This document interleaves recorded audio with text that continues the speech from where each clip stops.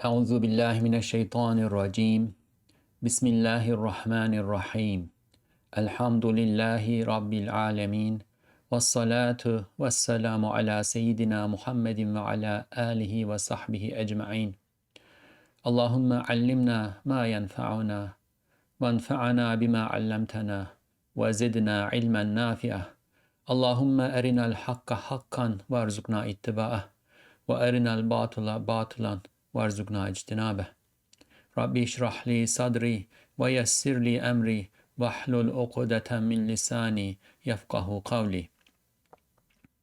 Assalamu alaikum wa rahmatullahi wa barakatuh. Welcome to the Reflections on the Risale-i Nur by Bediuzzaman Said Nursi podcast series. This is Mustafa Tuna. You can listen to the episodes of this series wherever you get your podcasts, and please subscribe. And also watch them as videos on YouTube at the channel Reflections RN. Both the audio and video versions of the recordings can be accessed at the website www.reflections-rn.org. Today, inshallah, we will continue reading the 21st word, and to access the text that we will be reading and reflecting upon, inshallah, you can go to this website once again, www.reflections-rn.org. And in there you can go to podcasts, then words, then the 21st word, and scroll down to the relevant section. The 21st word is about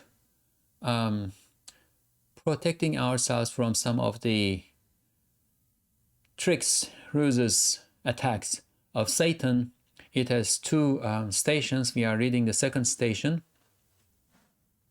And the second station is about obsessive thoughts, satanic whisperings, thoughts that come to our hearts and that put us in a state of doubt.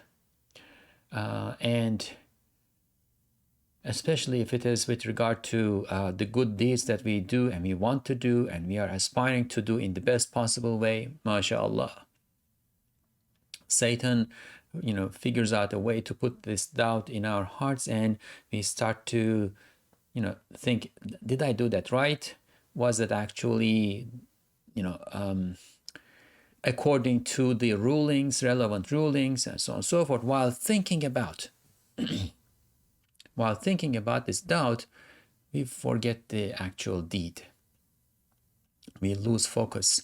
We lose our ikhlas, that we lose the ikhlas of doing it for God's sake alone, right? Doing it only and only because God commanded us to do, and only expecting His contentment in the end.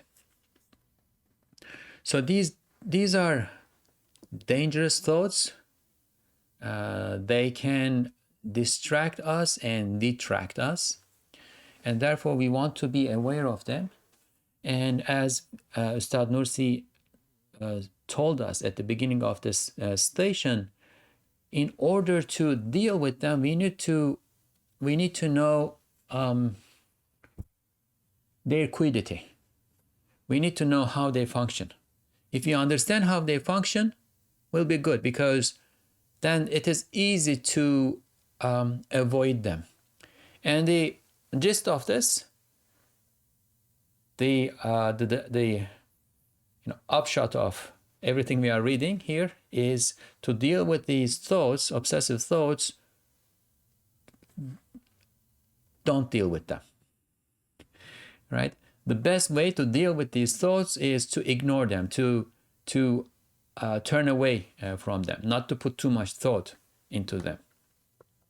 And the analogy that we have been making is, as though it's like if the door is knocking and you go and open the door and there's somebody there, you feel like you have to talk with them. So don't open the door. Or if the phone rings and you take the phone, you say hello, and then the other part says hello. They say, how are you? You say, I'm good. And the conversation has started, and it may be difficult to get out of that conversation. So the best way to deal with this is to not pick up the phone, not open the door.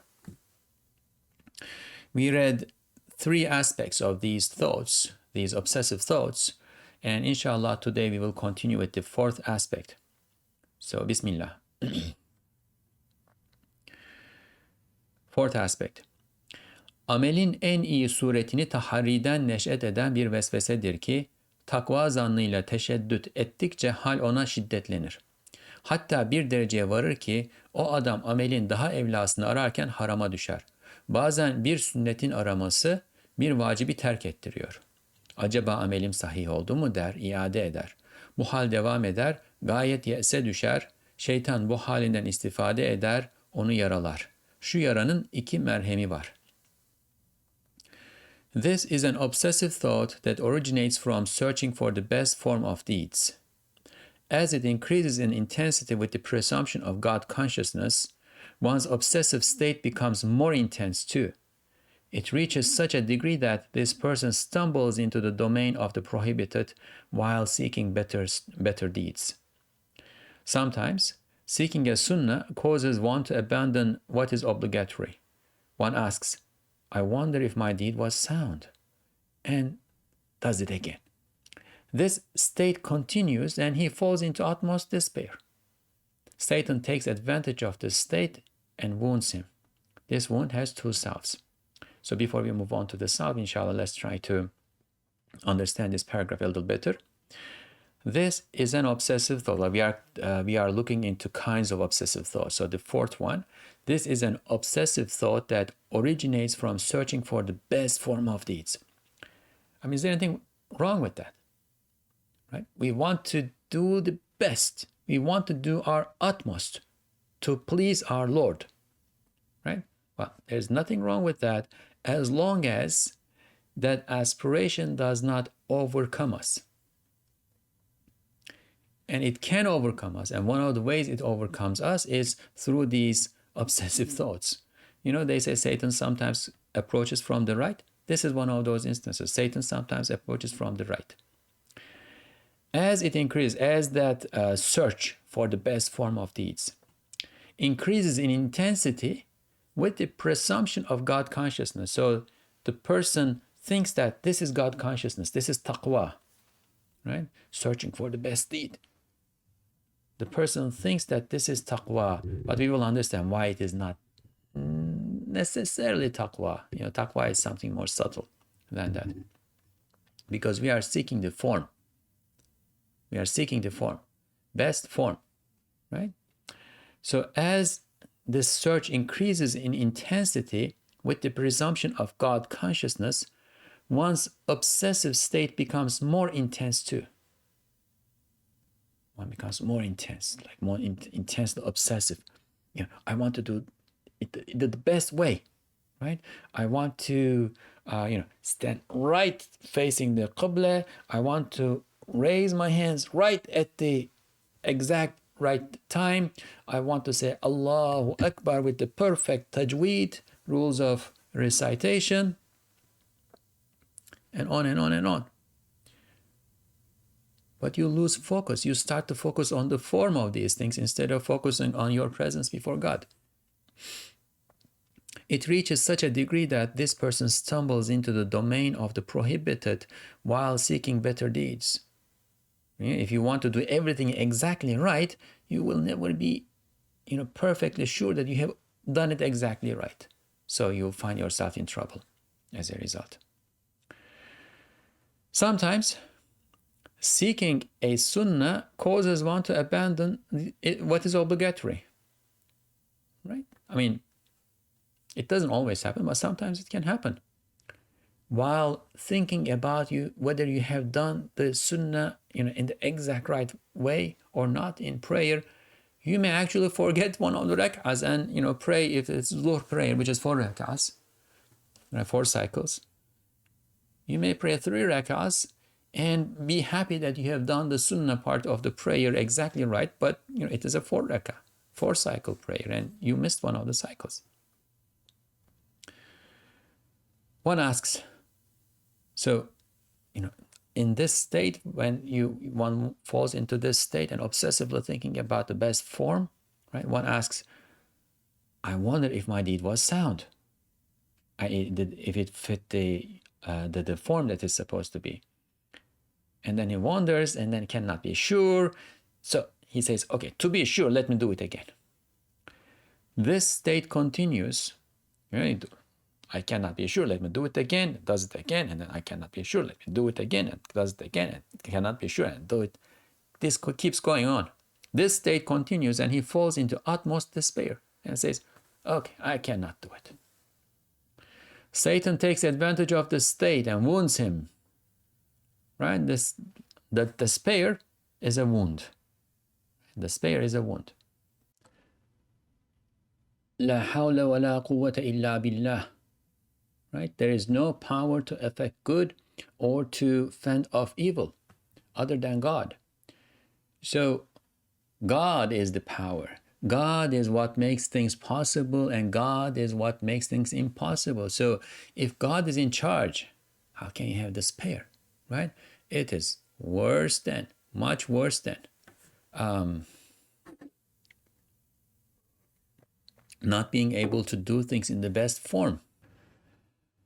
So a situation like this has two selves. The first one, birinci merhab.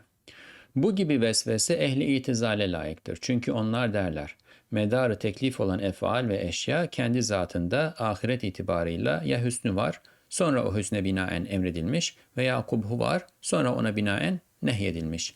Demek eşyada ahiret ve hakikat noktayı nazarında olan hüsn ve kubuh zatidir. Emir ve nehy ilahi ona tabidir. Bu mezhebe göre insan her işlediği amelde şöyle bir vesvese gelir. Acaba amelim nefsül emirdeki güzel surette yapılmış mıdır? First off, obsessive thoughts like this become the people of i'tizal, the Mu'tazilites. For they say, the acts and things that become subject to accountability either have a beauty in their entity regarding the hereafter and have been commanded because of that beauty, or likewise, they have an ugliness and have been prohibited because of that. That means the beauty and ugliness that exist in things with regard to the hereafter and reality are entitative. The divine command and prohibition follow them. According to this madhab, an obsessive thought like the following arises in every deed a person performs. I wonder if my deed is performed in the beautiful form that exists in external reality. Okay. Obsessive thoughts like this become the people of i'tizal. That is, the Mu'tazilites. This is a not legal, a theological school, a school in Kalam. Although Kalam begins with the science of Kalam begins with the Mu'tazilites to a large extent. So, and it is one of the early theological schools, and it is not a part of the Ahl Sunnah wal Jama'ah. It is not a Sunni school. Sunni understanding of things evolved after the Mu'tazilites and to some extent in response to the Mu'tazilites. So this would become then, this would be a thought that you would expect from them. For they say, because, why? Because they say the acts and things that become subject to accountability, i.e. acts and things that are either obligated or prohibited or sunnah and so on and so forth, acts and things that become subject to accountability either have a beauty in their entity in and of themselves. They have a beauty out there in reality, outside the mind, in extramental reality, right? They have a beauty in their entity regarding the hereafter and have been commanded because of that beauty, or likewise, they have an ugliness and have been prohibited because of that. That means the beauty and ugliness that exist in things with regard to the hereafter and reality are entitative. It belongs to them. It is in and of themselves. It is in them. The divine command and prohibition follow them. That is, there is an ugliness, and because there's an ugliness in there, God, in a sense, conforms to it and follows what it entails and therefore prohibits it. Or there is something good in and of itself out there, and God conforms to that, and because of that good, makes it obligatory. This is what of course in a caricaturized way, but this is what the Mu'tazilites would say. Okay? According to this madhab, An obsessive thought like the following arises in every deed a person performs. Now, if you assume that to be the case, that there is goodness and ugliness are in things entitatively, right? If you assume that to be the case, that leads to a question like this. I wonder if my deed is performed in the beautiful form that exists in external reality, right? Again, there's a form out there, and the way for our prayer or fasting or Hajj or any good deed to be sound, right? It needs to conform to that beauty that exists out there. Now, if this is the assumption, a person, of course, will ask, I mean, did I do it that way? Was I able to do it the way that external beauty, in accordance with that external beauty, right? So this is a problematic position because it leads, I mean, not only because it is not the truth. That's first and foremost, right?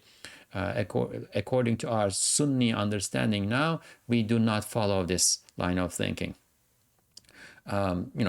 There are differences of opinion between the Ash'ari and Maturidi schools of Kalam, schools of theology, which are both Sunni schools of theology, and there are differences of opinion between the two with regard to this. But and they usually say that the Maturidiyya is closer to the position that the Mu'tazilites had, but the Maturidi position is not this Mu'tazilite position. The Maturidi position would be the good and the bad can be grasped by the intellect, but ultimately the source of the good and the bad is God, because He is the one who creates good as good and bad as bad, right? Anyway, Ustad Nursi follows more strictly or straightforward the Ash'ari position, and once again, both of these positions are valid. Both of them are acceptable from a Sunni point of view, right? And the Mu'tazili position is at a further extreme. It is not what we follow any longer. There used to be a time when some people thought that this might be the truth, but we now have come to an understanding, and this is an understanding of the consensus of the community of believers, and the consensus of the community of believers would be far from erring, mistake, right? So now our understanding is that this is not the case. So what is the case? We will see what the case is, inshallah, now. Ama mezhebi hak olan ehli sünnet ve cemaat derler ki, Cenab-ı Hak bir şeye emreder, sonra hasen olur. Nehyeder, sonra kabih olur. Demek emirle güzellik, nehiyle çirkinlik tahakkuk eder. Hüsn ve kubuh, mükellefin ıttılağına bakar ve ona göre takarrur eder.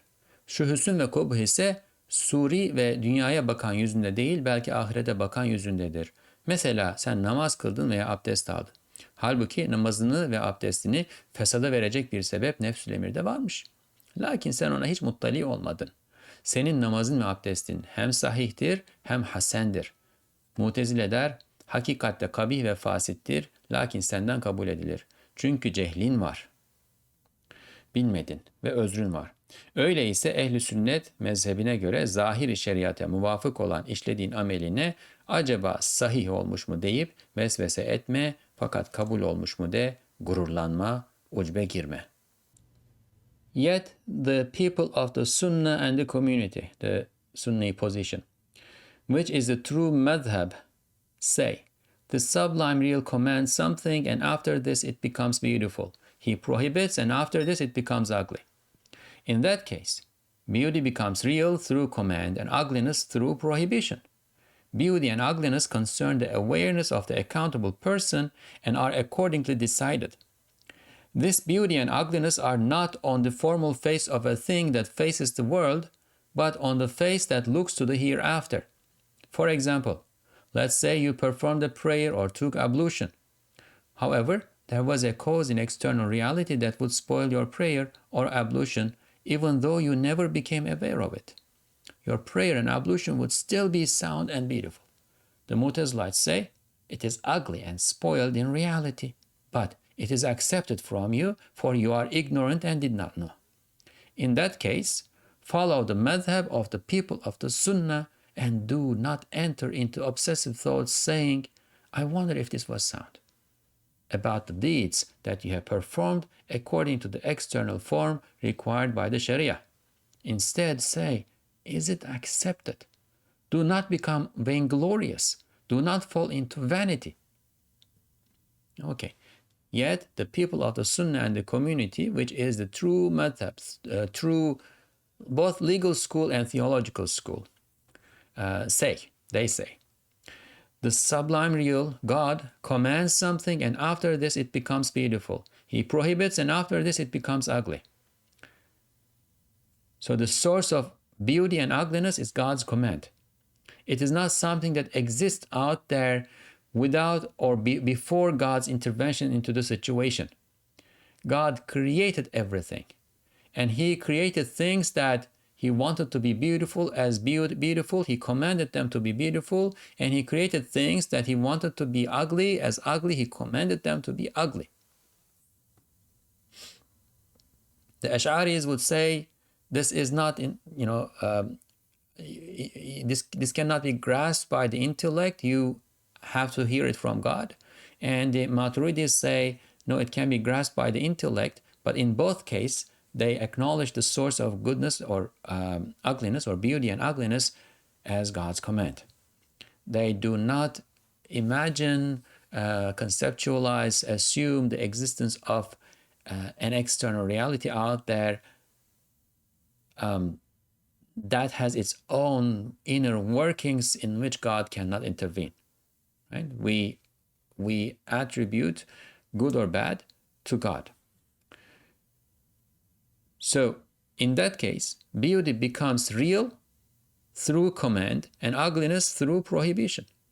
Beauty and ugliness concern the awareness of the accountable person and are accordingly decided. Like a beauty or an ugliness that's coming from this person, an accountable person, that is a person who is accountable before God for what he does and he does not do, has reached the legal age of accountability, has intellect.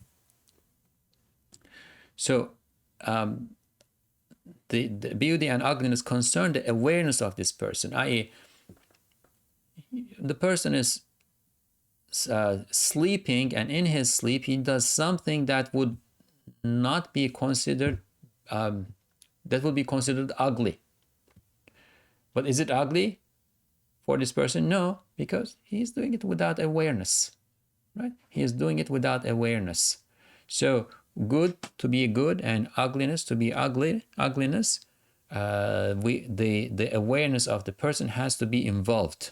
That's how God has commanded. That's how He has held us accountable.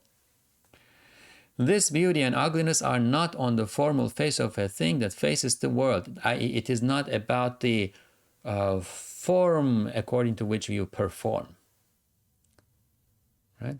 But rather, it is on the face that looks to the hereafter, i.e., what have you acquired from it for the hereafter, right? We do things, but what we acquire from what we do depends on our intention, our awareness, and God's contentment with what we do. We may do something that leads to horrible consequences. I mean, theoretically speaking, that may lead to horrible consequences, but we do not intend it. We are not even aware of it, and God can be content with us because of our intention. And we may do something that leads to really beautiful consequences, but it happens accidentally. We do not intend it. We are not aware of it. It is not within our realm, right? Therefore, it does not have anything to do. It does not have a corresponding reality in our personal realm, and therefore it does not lead to God's contentment. This beauty and ugliness are not on the formal face of a thing that faces the world, but on the face that looks to the hereafter, that looks to God's contentment. It is about what we acquire from what we do. For example, let's say you performed a prayer or took ablution. However, there was a cause in external reality that would spoil your prayer or ablution even though you never became aware of it. You are taking ablution and there are rules for the ability of that water to provide ritual purity to you. It has to be clean. But without you being aware of it, there was some impurity that mixed into the water, but you are not aware of it. You took your ablution with it. Right? So are we going to say, well, whether you are aware of it or not, the ablution is invalid because there was impurity in the water? Or are we going to say, well, you are accountable for what you know, accountability relates to your awareness, and therefore, since you were not aware of this and you did your best in order to find the pure water, it's fine. Your ablution is acceptable. We don't say accepted, that's up to God, but it is acceptable.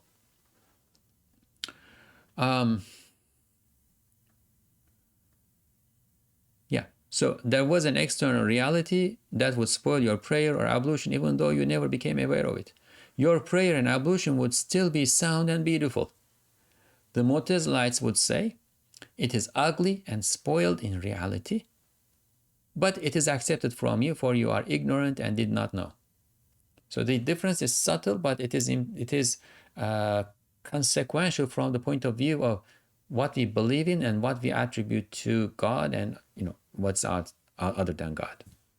In that case, follow the madhab, the school of the people of the Sunnah, and do not enter into obsessive thoughts saying, I wonder if this was sound, about the deeds that you have performed according to the external form required by the Sharia. The Sharia requires your prayer to be 4 cycles, 4 rak'ahs. As long as you pray it 4 rak'ahs. The Sharia requires you to recite Al-Fatiha in each cycle, and then so on and so forth. Say Allahu Akbar here, say Subhanallah there. To sit, to stand, to go, to bow down, right? So these are the things that the Sharia requires you to do. As long as you do these, right, whether it was perfect or not, whether there was something that came in the way that would invalidate your prayer if you were aware of it, that is not your concern. As you know, when you pray, you have to be on a clean surface. You have to be standing and going to prostration on a clean place. And you are praying on a prayer rug. Turns out that the prayer rug is not clean. It has some kind of impurity that would invalidate the prayer, but it doesn't smell, it doesn't show. It has lots of colors, perhaps, therefore you cannot notice it. You do not notice, you are not aware of it. You're fine. So don't say, I wonder if this was sound. As long as it is performed according to the external form required by the Sharia, you're fine. But it's not like that's not the end of it. Don't say, okay, I'm done, my prayer is accepted, I'm good. Don't say that either. Instead, say, is it accepted? Did God accept this from me? Right? Was my intention pure? God does not have to accept anything from you.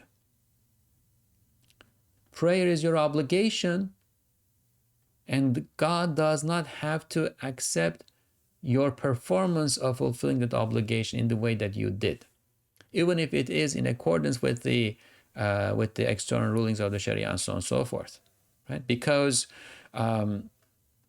this obligation or this debt that we owe to God is not something that we can pay back. If we were doing this in return for the blessings that we have received, we receive so many blessings that no matter how perfectly we pray our prayer, perform our prayers, we won't be able to pay it back. And since we will never be able to pay it back, we cannot say, I paid back. We cannot say it's accepted. We have to ask, is it accepted? Has my Lord accepted this from me? Right? And that is the proper state to be. That leads you to a state of humility before your Lord, which is how you are supposed to be because you are His slave. So do not become vainglorious. Do not fall into vanity. İkinci merhem. Dinde harac yoktur. La haraca fid din. Madem dört mezhep haktır, madem istiğfara müncer olan, der ki kusur ise gurura müncer olan hüsnü amelin rüyetine böyle vesveseli adama müreccahtır. Yani böyle vesveseli adam amelini güzel görüp gurura düşmektense amelini kusurlu görse istiğfar etse daha evladır. Second salve. There is no constriction in religion. La haraca fid din. Since the four madhabs are all true, and since, for such a person with obsessive thoughts, the perception of a shortcoming that leads to seeking forgiveness is preferable over seeking a deed to be beautiful, which leads to vainglory, like seeing a deed to be beautiful, which leads to vainglory. That is, for a man with obsessive thoughts like this, seeing shortcomings in his deed and seeking forgiveness is better than seeing his deed to be beautiful and falling into vainglory. Right, so there is no constriction, there is no haraj, there is no making things difficult beyond people's ability to perform them. Right? Religion is easy. The Prophet ﷺ told us to facilitate. Religion is easy as long as we don't make it difficult for ourselves. Since the four madhabs are all true, and there are four Sunni madhabs, Hanafi, Shafi'i, Hanbali, Maliki. There are four legal schools in Islam. And the position of each legal school is that the position of the others is also acceptable. They say, our position, our opinion is, we believe that it is true, but there is a possibility that it may be wrong. And we also believe that their position is wrong, but there's a possibility that it may be true. But beyond this, they're all acceptable.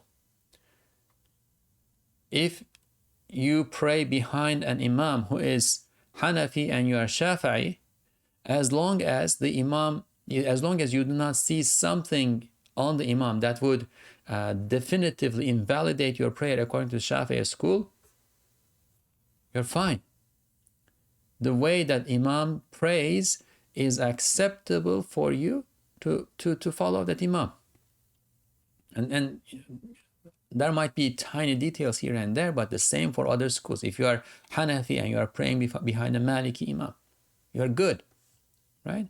So the four madhabs or four legal schools are all true.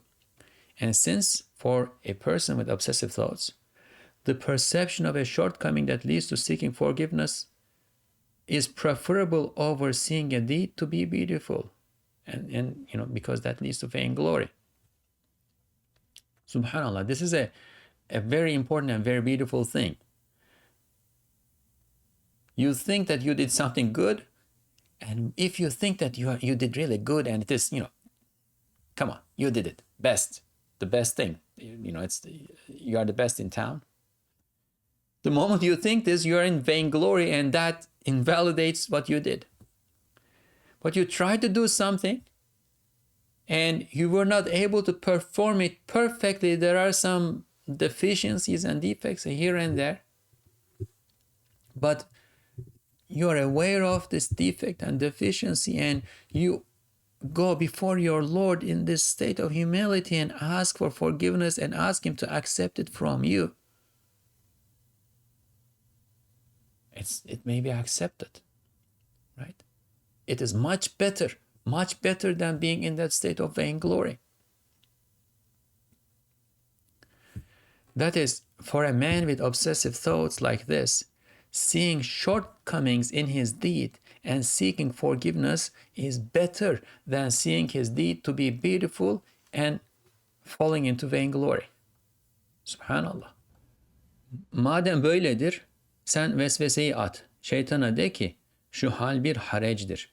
Hakikati hale muttali olmak güçtür. Dindeki yusre münafidir. Ed-dini yusrun, la haraca fid-din. Esasına muhaliftir. Elbette böyle amelin bir mezhebi hakka muvafık gelir. O bana kafidir.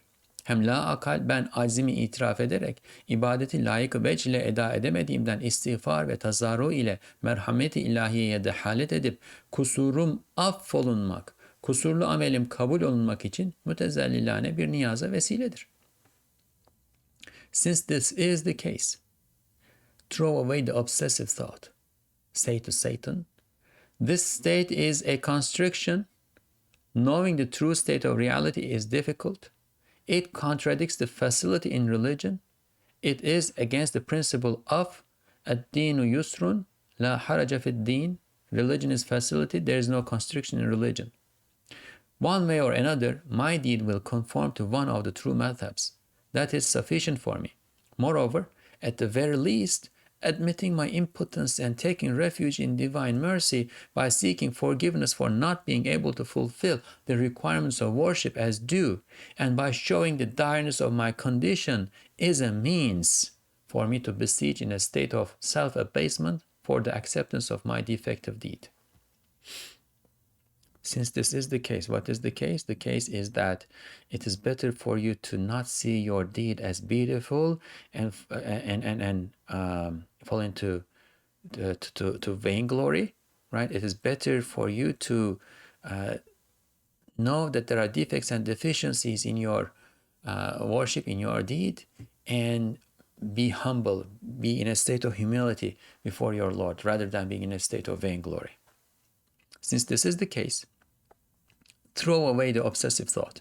Say to Satan, this state is a constriction. What you are imposing on me, oh Satan, what you are imposing on me by casting this doubt in my heart and making me think, okay, did my act conform to the beautiful form out there, and so on and so forth. That's constriction. That makes religion unlivable. This is a livable religion. This is a religion that can be put into practice. Knowing the true state of reality is difficult. So what is the beautiful form that is out there in external reality? Did I do it? Did I not do it? I am not aware of everything that goes into the fulfillment of this deed. Right, as we gave the example of prayer, like maybe there is something impure on the prayer rug that I don't know. Knowing the true state of reality as a whole, right, is difficult. It contradicts, like trying to know the true state of reality, right? It contradicts the facility, the principle of facility in religion. It is against the principle of ad-dinu yusrun, la haraja fid-din. Religion is facility. There is no constriction in religion, one way or another. Like there are 4 legal schools, they have differences of opinion, so there is some room for differences of opinion and also performance, right? One way or another, my deed will conform to one of the true madhabs, one of the true legal schools. That is sufficient for me. Maybe I didn't do it perfectly. Maybe I could have done slightly better here, slightly better there, and so. No, my deed, inshallah, conforms to one of the legal schools, and that is sufficient for me. Moreover, at the very least, admitting my impotence. So even if it did not conform to one of these, okay. This is a really subtle point. I have to pray my prayer, perform my prayer. And I performed my prayer, and perhaps it did not even meet the requirements of either of the 4 legal schools. But even then, at the very least, this is still better than being in a state of vainglory, right? At the very least, admitting my impotence, my ajz, and taking refuge in divine mercy. How? By seeking forgiveness for not being able to fulfill the requirements of worship as due. And who can do it? Who can fulfill the requirements of worship? Our essential duty is worship. But who can say, I have fulfilled it, I have completed? They narrate that. There was this man who was given 500 years of life, and he spent 500 years doing sajda, in prostration, glorifying his Lord, and so on and so forth. And then they asked him, so do you think you deserve Jannah? And he said, I have been prostrating for 500 years. I must have, right? So they say, okay, let's weigh. They weigh his blessings and they weigh his worship. And his worship was not the equivalent of the blessing of one eye. So who can say that they fulfill their duty of worship? No. By seeking forgiveness for not being able to fulfill the requirements of worship as due, and by showing the direness of my condition, right? I take refuge in divine mercy. This is a means for me to beseech, to supplicate, to raise my hands and ask from my Lord in a state of self-abasement for the acceptance of my defective deed. And that is the state that we want to be, right? So that is the state that we want to be, and therefore don't worry, don't occupy yourself with this obsessive thought. You'll be fine, inshallah, as long as you keep your heart in the right place. Vainglory is an act of the heart, and humility is an act of the heart. Your act may not have conformed to the perfect form of the deed, but if the act of your heart is what it is supposed to be, that is humility, you are good, or at least you are much better than the other way around. Fifth aspect. So we are looking at various forms of various aspects of obsessive thoughts, and Ustad Nursi talks about 5 of them here, and this is the last one. It's a bit long. I'm not sure if we will be able to finish it, but we will try, inshallah. I'll try to go a bit faster than usual. Mesail-i imaniyede şüphe suretinde gelen vesvesedir. Biçare vesveseli adam bazen tahayyüllü taakkul ile iltibas eder. Yani hayale gelen bir şüpheyi akla girmiş bir şüphe tevehhüm edip itikadına halal gelmiş zanneder. Hem bazen tevehhüm ettiği bir şüpheyi imana zarar veren bir şek zanneder. Hem bazen tasavvur ettiği bir şüpheyi tasdik-i akliye girmiş bir şüphe zanneder. Hem bazen bir emri küfride tefekkürü küfür zanneder.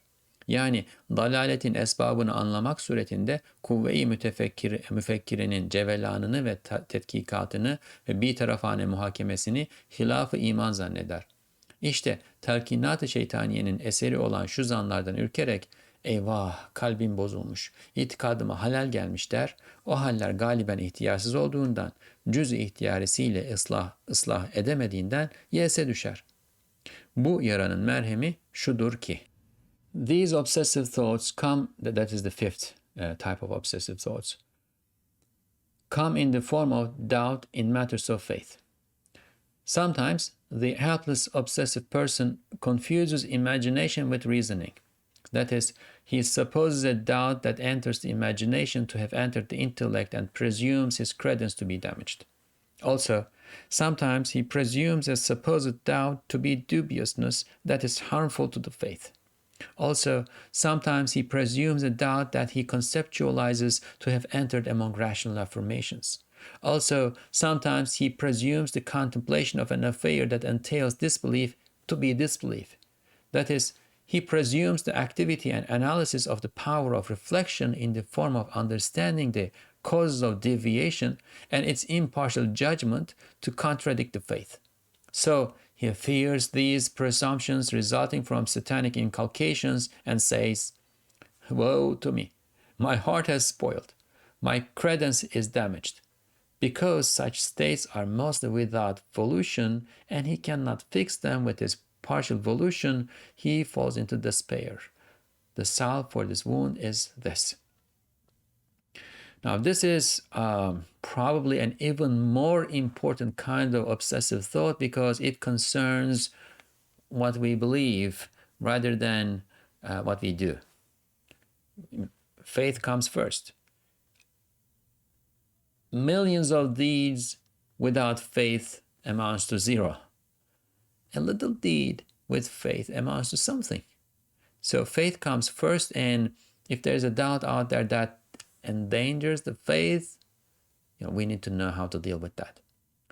Sometimes the helpless obsessive person confuses imagination with reasoning. Something came to the imagination. He thinks he confuses this to be what the intellect is doing and passing judgment. That is, he supposes a doubt that enters the imagination to have entered the intellect and presumes his credence to be damaged, presumes his credence, like his creed, what he believes in, to be damaged. It is not. It is not, but he presumes that to be the case, right? He's like, oh, I'm done. I lost my faith. No, wait a second. We'll deal with it. Also, sometimes he presumes a supposed doubt to be dubiousness that is harmful to the faith, right? There's a supposed doubt, there's a supposition of doubt, but he thinks that this is a kind of dubiousness that is harmful to the faith. Also, sometimes he presumes a doubt that he conceptualizes to have entered among rational affirmations. So he conceptualizes a doubt, he conceives it as in his mind, right? And without passing judgment. But he confuses things and presumes that it has entered among rational affirmations, that his mind has affirmed it. Also, sometimes he presumes the contemplation of an affair that entails disbelief to be disbelief. So and so said God does not exist. Hasha, God protect. Right? So he thinks about, he contemplates somebody saying, Hasha, God does not exist. He's just contemplating this. He is not endorsing it. He's not affirming it, right? But because he's so scrupulous, and maybe overly scrupulous, right? He presumes that contemplation to be disbelief. That is, he presumes the activity and analysis of the power of reflection in the form of understanding the causes of deviation and its impartial judgment. So the power of reflection, we have a power of faculty of reflection, we think, right? So he confuses the activity of this faculty to understand the causes of deviation, right? So and so believes such, and you're puzzled, like, how can that person believe in this nonsense? So and so believes that nature made the birds fly that way. Like, what is nature? How can this person believe that, right? So you have to reflect upon this. You have a faculty, you have the power to reflect upon things. So he thinks about this, he reflects upon this, right? But the overly scrupulous, obsessive person would presume that thinking about this, reflecting upon this, in and of itself is deviation, and it's impartial judgment, right? It says, okay, the mind says, okay, let's look into this matter. Is that true or is that false? Right? And if if that intellect is truly intellect, it will know that this is false, right? But first you have to take an impartial look to the situation. So, but this person, it presumes an impartial judgment, impartial process of judging to contradict the faith. So he fears these presumptions resulting from satanic inculcations, right? At the source of it, the root of it, all of these have satanic origins. But sometimes we need to process that information in order to reach truth, in order to affirm what is true. We need to separate falsehood from truth. And in order to separate falsehood from truth, we need to have an understanding of what that falsehood is about. So he fears these presumptions resulting from satanic inculcations and says, woe to me, my heart has spoiled, my credence is damaged, because such states are mostly without volition. So the other thing is, these states, that conception, that imagination, like we talked about this before. If I were to tell you, don't think about chocolate ice cream, you immediately start thinking about chocolate ice cream. So this is not volitional. This is not intentional. This is not something that you are doing by choice. because such states are mostly without volition, and he cannot fix them with his partial volition. It is not volitional, therefore you cannot fix it with your volition. You have some volition, but you use it and it doesn't work because it is not volitional, right? But unfortunately, the person who does not know all of these, who does not know understand the quiddity, reality, nature, functioning of these obsessive thoughts, falls into despair. And that's worse, right? So the salve for this wound, that's also a wound, and the salve for this wound is this.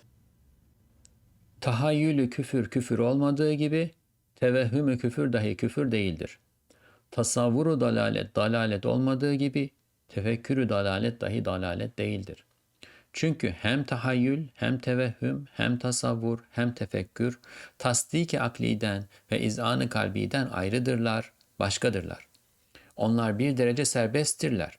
Cüz-ü ihtiyariyeyi pek dinlemiyorlar. Teklifi dini altına çok giremiyorlar. Tasdik ve izan öyle değiller. Bir mizana tabidirler. As imagining disbelief is not disbelief, so is the presumption of disbelief not disbelief. As conceptualizing deviation is not deviation, so is contemplating deviation not deviation. For imagination, supposition, conceptualization, and contemplation are all different from and something other than rational affirmation and the heart's internalization. Those are independent to a degree. They do not listen to partial volition much. They cannot be included in religious accountability. Affirmation and credence are not like that. They are subject to a scale. So imagination,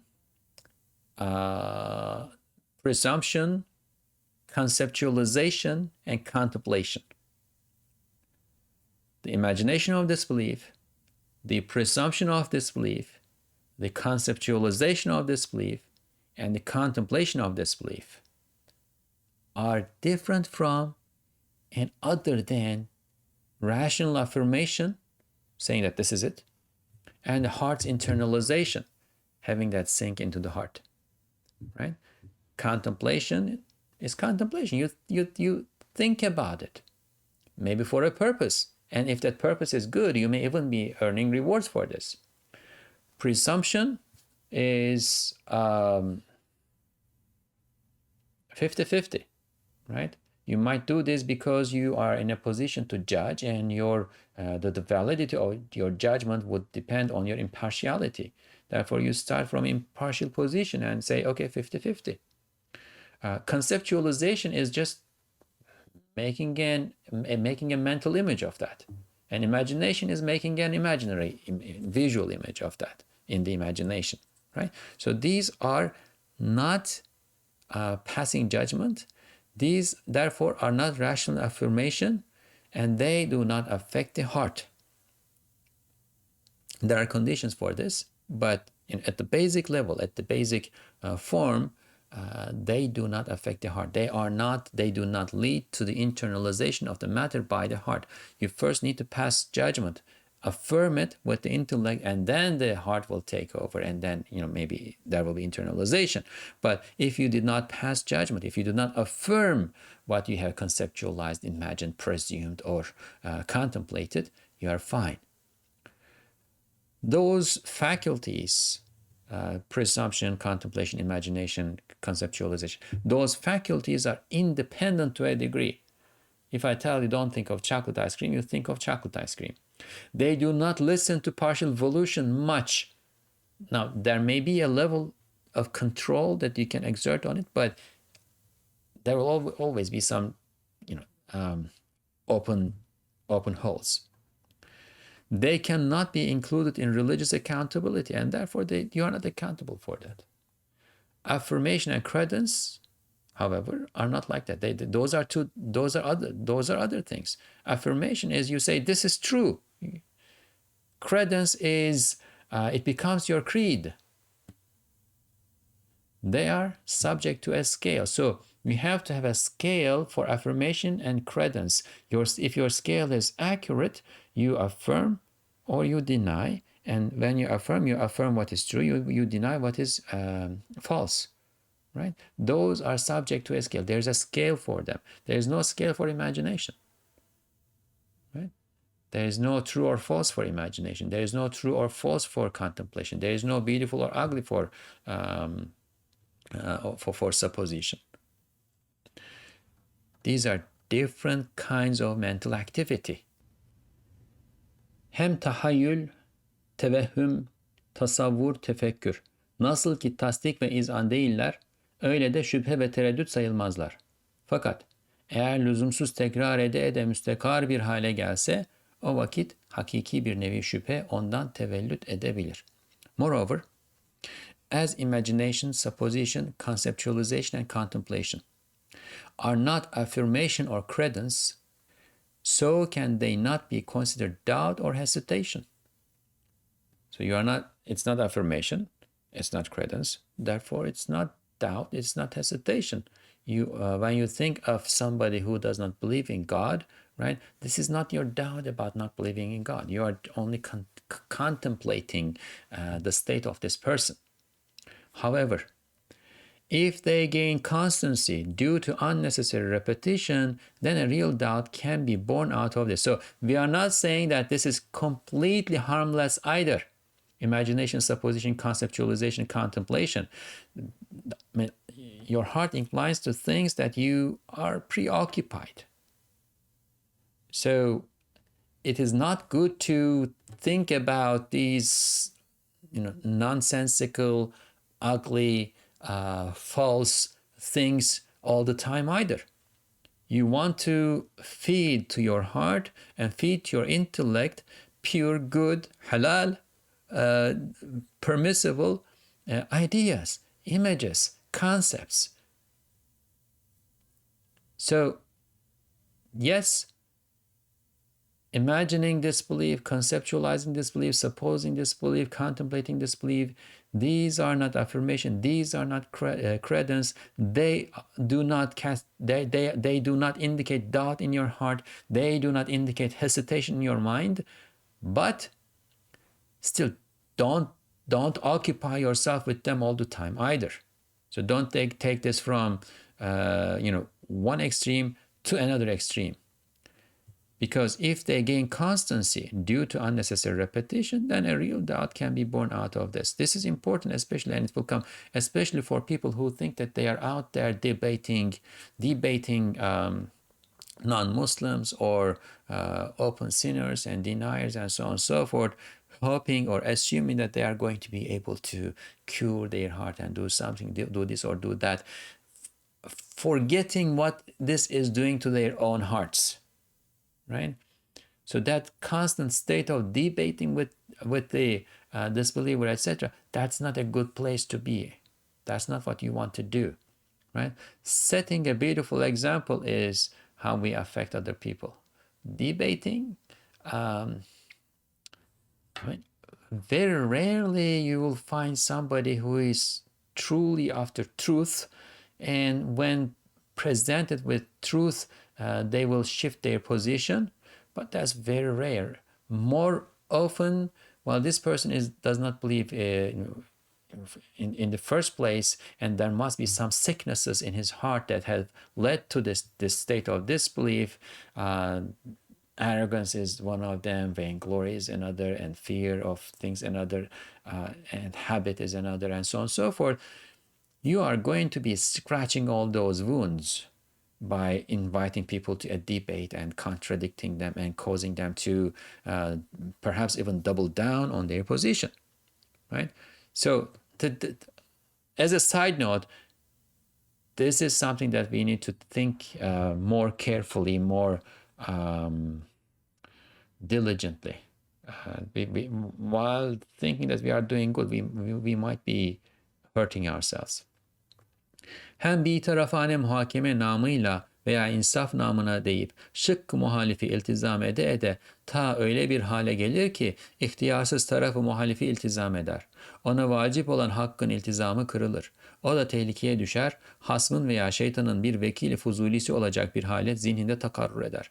Also, by repeatedly complying with the opposing option in the name of impartial judgment and fairness, the intellect may attain such a state that it involuntarily complies with the opposing side. Compliance with the truth that is obligatory on a person shatters. One falls into danger. A state that becomes an intrusive deputy of the opponent or of Satan becomes established in his mind. Subhanallah. Also, by repeatedly complying with the opposing option in the name of... So, we have a case, we have a question that is open to debate. It is either this or that, right? Now, the truth is that it is this. It is, what I have on this hand. The falsehood is what I have on this hand.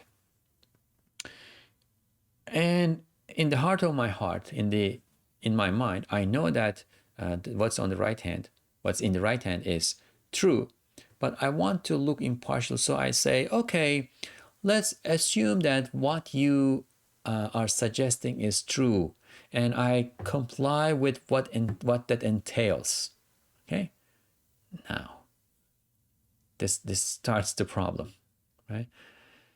Because by repeating this again and again and again and again, right, my intellect may attain such a state that it involuntarily complies with the opposing side. As soon as a case is presented to you, you are so concerned, excessively concerned. You are excessively concerned about being right, being impartial and fair, that in the name of impartiality and fairness, you actually adopt the other side's opinion. This is a sickness. It happens. And as a result of it, we may lose our firm grounding in our creed, in faith. Compliance with the truth that is obligatory on a person, right? That firm grounding in faith, in truth, is obligatory on us. It shatters. We lose the strength of our faith. One falls into danger. A state that becomes an intrusive deputy of the opponent or of Satan becomes established in his mind. Now we start with obsessive thoughts, and this does not contradict what we said before, because the good thing to do is not complying with the opposing view either. The good thing to do, the right thing to do, is not being impartial or not giving the benefit of the doubt for the opposing view or to falsehood, right? The good thing to do is not this either. The good thing to do, the right thing to do, is to turn away and go away. Not to deal with this whole thing. Not to pick up the phone. Not to open the door. That is the right thing to do. Şu nevi vesvesenin en mühimi budur ki, vesveseli adam imkanı zati ile imkanı zihniyi birbiriyle iltibas eder. Yani bir şeyi zatında mümkün görse, o şeyi zihnen dahi mümkün ve aklen meşkuk tevehhüm eder. Halbuki ilmi kelamın kaidelerindendir ki, imkanı zati ise yakini ilmiye münafi değil ve zarureti zihniyeye zıddiyeti yoktur.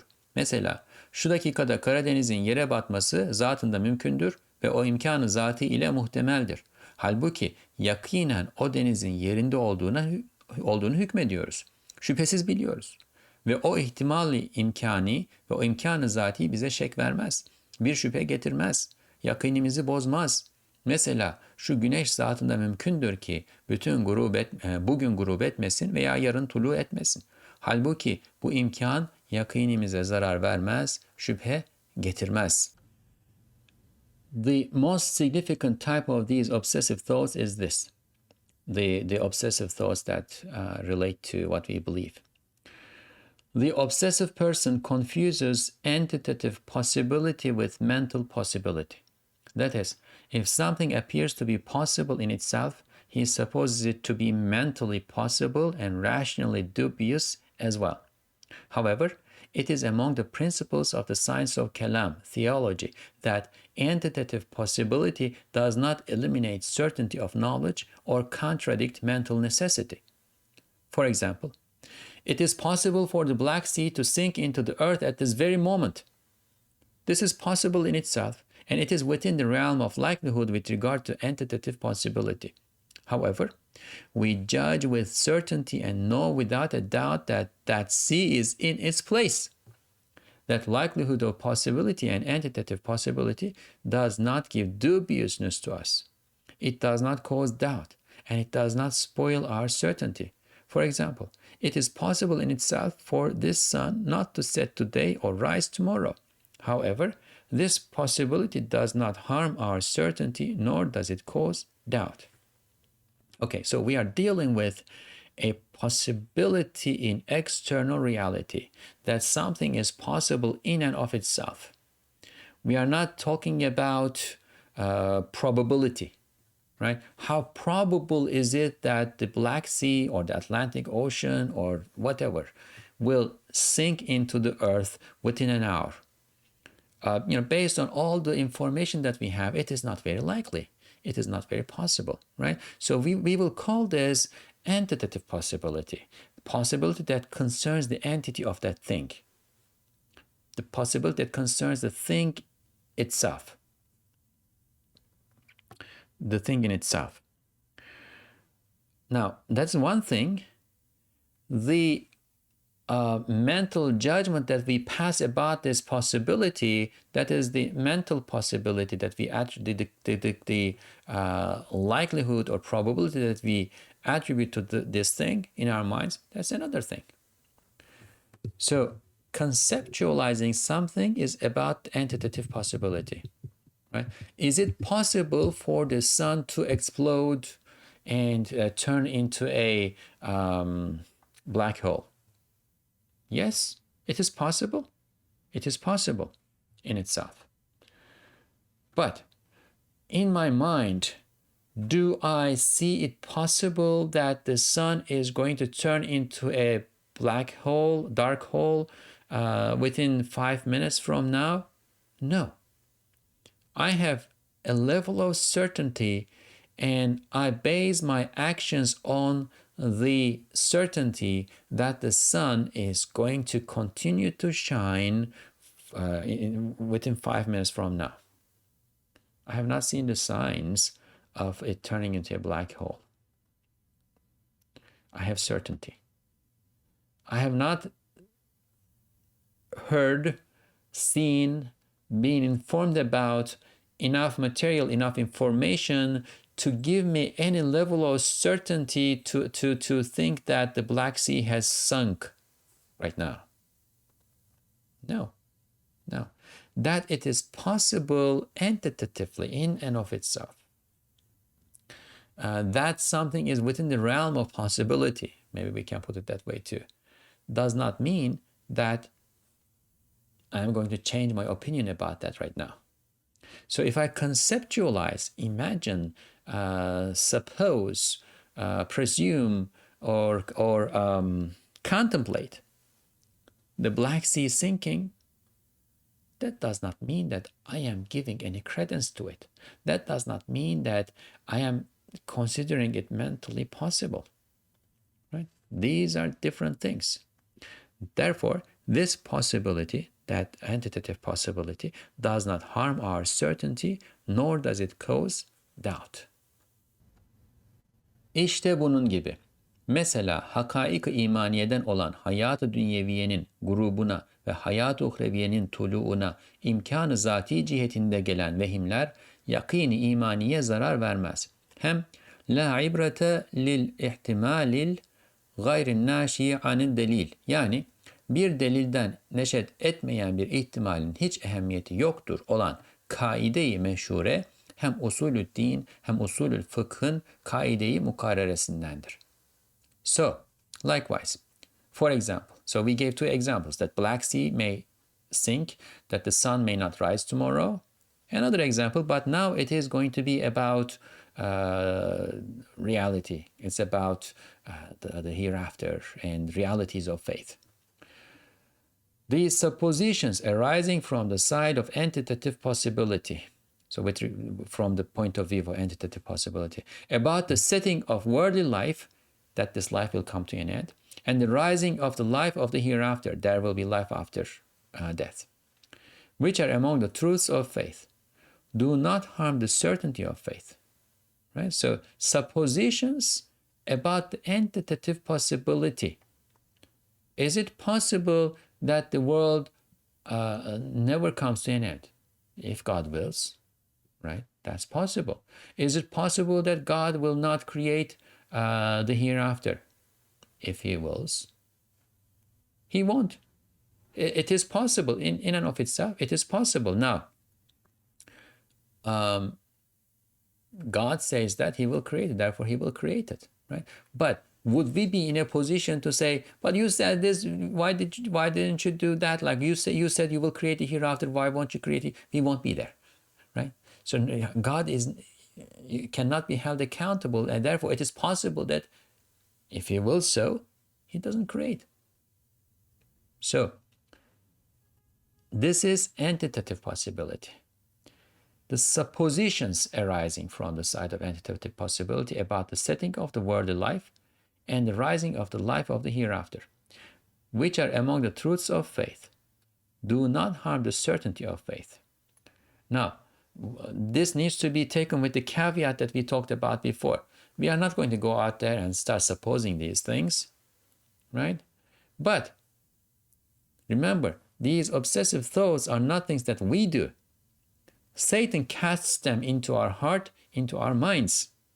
Sometimes we don't even know where it came from. Sometimes you turn the TV on and you watch a documentary and that's all it is about. You watch a movie and that's all it is about. You talk to a friend at school, at high school or college or wherever, that's all it's about. That's all you are hearing. So these are coming. These are coming to us. These are not things that we are doing, but they are happening to us, and they happen all the time. So it's better to know how to deal with them, right? Also, the famous principle of لا عبرة للاحتمال غير الناشئ عن الدليل, right? That is, a likelihood that does not originate from an indication has no significance. Is there an indication that God will not create the hereafter? No, there is no indication about it. Every indication that we have in the cosmos, in the creation, and in the divine message, and in ourselves, points to the reality that God will create hereafter. There is no indication whatsoever.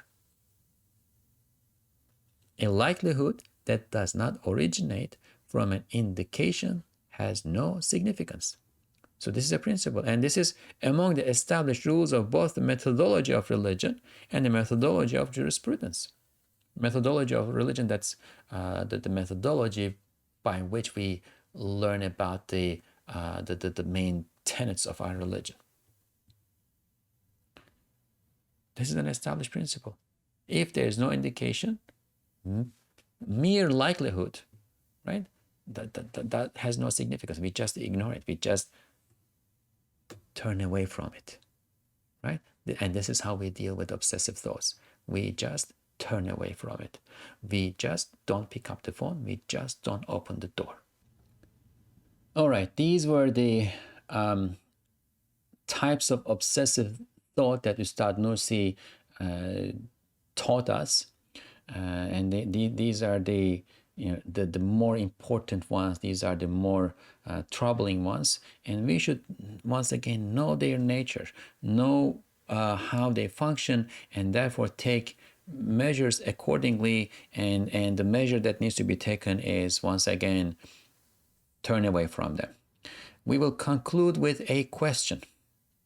Eğer desen bu derece müminlere muzır ve müz'iç olan vesvese ne hikmete binaen bize bela olmuş? If you say, why do these obsessive thoughts, which are harmful and vexing to the believers to a degree, trouble us? Right? So if they are so bad, what's the point of, what's the wisdom rather? What's the wisdom in making them a part of our lives? What's the wisdom in making them trouble us as believers? Al-Jawab. İfrata varmamak hem galebe çalmamak şartıyla aslı vesvese teyakkuza sebeptir. Taharriye daidir. Ciddiyete vesiledir. Lakaytlığı atar. Tahavünü defeder. Onun için Hakimi mutlak şu dar-ı imtihanda, şu meydanı müsabakada bize bir kamçıyı teşvik olarak vesveseyi şeytanın eline vermiş. Beşerin başına vuruyor. Şayet ziyade incitse Hakimi Rahim'e şekva etmeli. Euzu billahi mineşşeytanirracim demeli. Answer. Provided that it does not reach the level of excess and triumph over a person, and we learned how to prevent it from reaching a level of excess and triumphing over us, overcoming us. Provided that it does not reach the level of excess and overcome a person, the original obsessive thoughts cause original obsessive thought, meaning when it just comes, right? Because we blow it into a balloon, we make it bigger than it is, right? When it just comes, it is a tiny thing, and if we turn away, it does not affect us. The original obsessive thoughts cause vigilance. They invite investigation and are a means for seriousness. They throw out indifference and chase away carefree disregard. It is due to this that in this abode of testing and the arena of competition, the absolute all-wise has given obsessive thoughts to Satan's hands as a whip of encouragement. Satan, hits on the human beings' heads. If it hurts too much, one should complain to the all-wise mercy giver and say, A'udhu billahi minesh-shaytanir-rajim. I take refuge with God from the stoned, accursed Satan. So I think this is clear, right? This is the abode of testing and trial, and testing has to put you to test, right? Testing has to put you to test, and you cannot pass the test in a state of slumber and disregard and so on and so forth. You need alertness. These obsessive thoughts, when they first come, not when we blow them. When we blow them into balloons, then they start to affect us. But when they first come, they help us to keep vigilance, and they invite to investigation. Perhaps there was something in there. You look at something, you look out the window to the tree. And in that tree or on that tree, there is the opportunity for you to observe the manifestation of dozens of divine names. And as a result, go deeper in your faith, establish a deeper connection with your Lord. But with heedlessness, you just look and turn away. You just pass by. You don't even notice the tree. But then there comes an obsessive thought about the tree that bothers you, that irritates your sensitivities about your faith. Now you need to stop and think. You need to be alert. You need to recognize that tree is there. You need to give it some thought, and you need to investigate the matter, and you need to, through that investigation, reach certainty, truth and certainty. You need to take it seriously, right? So as a result, these obsessive thoughts, in their original form, they throw out indifference and chase away carefree disregard. We are not in this world to move about with carefree disregard. No, we are in this world to notice what's going on and act accordingly. It is due to this so this is out of God's mercy for us too, because He wants to alert us and elevate our rank, inshallah, in His sight. He's calling us to Himself. He's asking us questions, and by answering those questions, we learn more about reality. So, because of this, that this weapon, this whip, is given to Satan, but it is given to him. It does not know what good it is doing, right? So, in this sense, there is good in the creation of evil too, because it is helping us unfold, bring out our potentials, higher potentials. It is helping us rise in our ranks, ascend to levels of the closeness to the divine closeness, right? So it is given to Satan as a whip of encouragement and hits on the human being's head. Those who do not recognize the reality of the situation, those who do not listen to the divine message, the divine warnings, the prophets, alayhim salam, those who call to truth, those who do not have sincerity in their hearts, those who cannot overcome the vainglorious lower soul, right? They lose. That's the point of the test. There has to be right answers. There has to be wrong answers, and there has to be consequences for us to take the test seriously. But inshallah, we have the tools to deal with the situation. We have the tools to turn something that appears to be disadvantageous to our advantage. Inshallah. And if it hurts too much, and for some people it may hurt too much, right? The solution for that is also clear. The Prophet ﷺ taught this to us, and it is a beautiful weapon and means of salvation, and that is taking refuge with God by saying, "A'udhu billahi minash shaitanir rajim." We take refuge with God from the stoned Satan. So may we intellectually understand the matters of this treatise, this station, the obsessive thoughts, but maybe also develop the skills to recognize obsessive thoughts when those obsessive thoughts come to us. And maybe also develop the skills to turn away from them as soon as they come, so that they serve the good function that they are meant for, the good function of helping us be alert and vigilant and serious and so on and so forth, and may they leave us there without turning into balloons that bother our minds and hearts and conscience and so on and so forth. سبحانك لا علم لنا إلا ما علمتنا إنك أنت العليم الحكيم وآخر دعواهم أن الحمد لله رب العالمين. الفاتحة. الصلوات اللهم وسلم